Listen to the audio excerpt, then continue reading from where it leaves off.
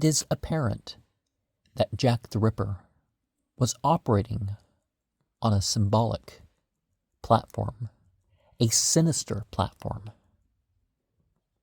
Now, whether Walter Richard Sickert was Jack the Ripper or not, we are also left with some lessons regarding his dark interests.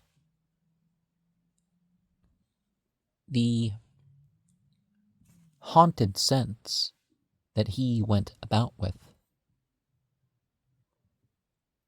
and what he brought out, it definitely appears that he was either paid off or bribed at some point. William Hogarth's 4 stages of cruelty were brought out through the crimes, and we see the kind of representing the same sort of thing that is in Masonic ritual. Of course, it's indicated that some of the stuff is done in such a way that you would think that it wasn't done by a Freemason, because there's some mirror image things, and it seems to be more true to those paintings than otherwise. But there's indication that Sickert, he saw the bodies. And how did he see all those bodies? Now, if he was paid off to be quiet, that would make enough sense. And certainly the victims that were chosen were the sort that it would have been easier to get away with it. And the Ripper definitely enjoyed the desires that he took part in. Now, one of the things that is brought up in the book is this idea that one of the suspects for the Ripper being thought to be homosexual, that was how it was brought about. And it's like, not necessarily, and it's not always of a sexual nature, but the morbidity of the intestines out and other mutilation sort of things that happen, there was a sharing between and Jack the Ripper. The motivation is said to have been a knowledge Mary Kelly had about a child that Clarence and Annie had. And Aleister Crowley said that he had letters to Clarence, or between him and some boy. Aleister Crowley knew something about the Ripper, but it's hard to say what was imagination or fabrication when it comes to some of this stuff. Now, why am I listing this under Satan and Satanism? Well, certainly a prelude to the Dark Quarter. This week, really Sunday starts the week.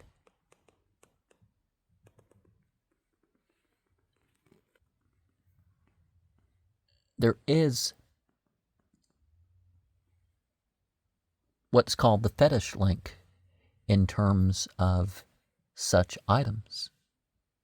Now, when a trainer or some other cult member wants proof of a crime, they may be trying to set you up. So there's that to consider. But they may just be using it for its magical connection. Like some people say that a freet is brought forth by rape or murder, and so therefore, but you don't have to actually do these things. And if you're connecting to the energy of the place or of, some entity that's hanging around, one of the things that you need to be careful not to be caught or suspected by the police to the point where it doesn't matter whether they can, provide something that will convict you or not. So you don't want to be convicted of other people's crimes. Now, Satanism is not a type of religion in which a person has to do certain crimes or disgusting or perverted or whatever things. And as much as some things may be the guise of certain motivations, you don't have to, it may not be what it seems to people. In some societies, there's, the drive of suspicion and other things that may lead people to the dark side through the secretive religion. What's going on now, it's important to realize that we can, operate things. And even, people think, oh, you have to lie. You don't have to lie. Because people, they basically expect, it's like, why do we even question? So you can go attend things, you can watch things and all that, and just be one of the group. Now,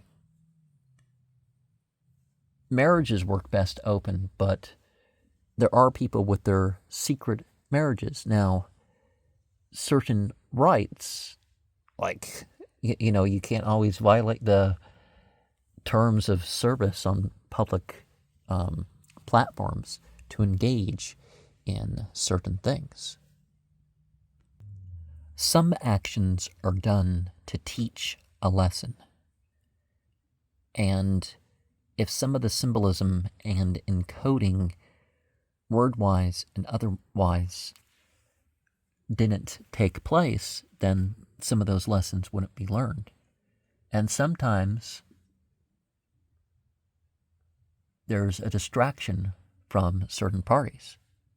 Because when you're picking somebody to do something, illegal to, or that sort of stuff, or just something otherwise forbidden,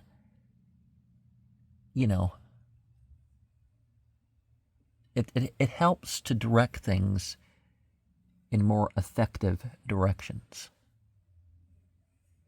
And it appears that Jack the Ripper and Walter Richard Sickert were individuals that didn't believe in God. They didn't support the mainstream faiths of their time.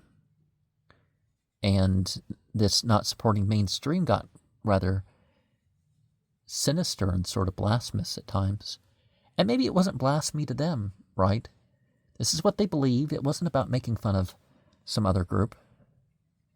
People thought that a pentagram was formed by the 5 murders, but this is actually not the case.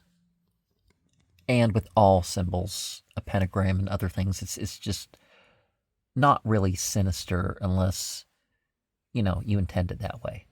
And it's not amoral or immoral or anything like that unless things are intended that way.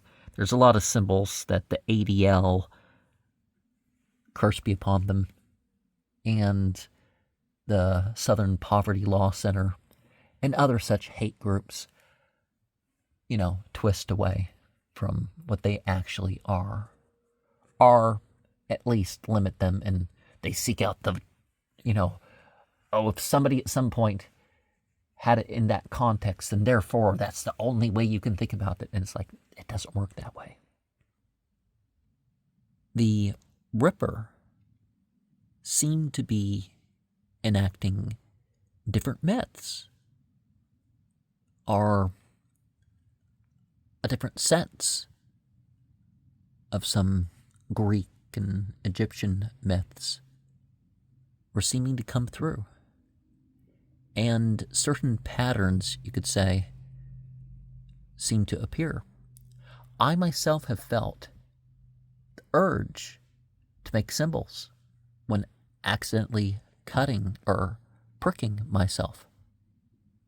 And likewise, when something that severe, the eating of human parts and all that, are just witnessing and being haunted by it. I remember when this one dude was cut open, and I don't think that they ever fully removed the blood from the scene. There was attempts to scrub it off and all that, and this person, he was cut open, and as far as I know, never seen from again. Of course, he was known for his crimes, which were rather brutal, but we don't need to get into that here. Oh yeah, sure we do. Anyways, the guy that was cut open, he was convicted of cutting holes in people and raping them in those holes. So, yeah. No pity for that. And I've encountered people that were just as dark without having committed some crimes. And there's a difference between those who do something or don't do something as a part of their spiritual relationship and those that don't.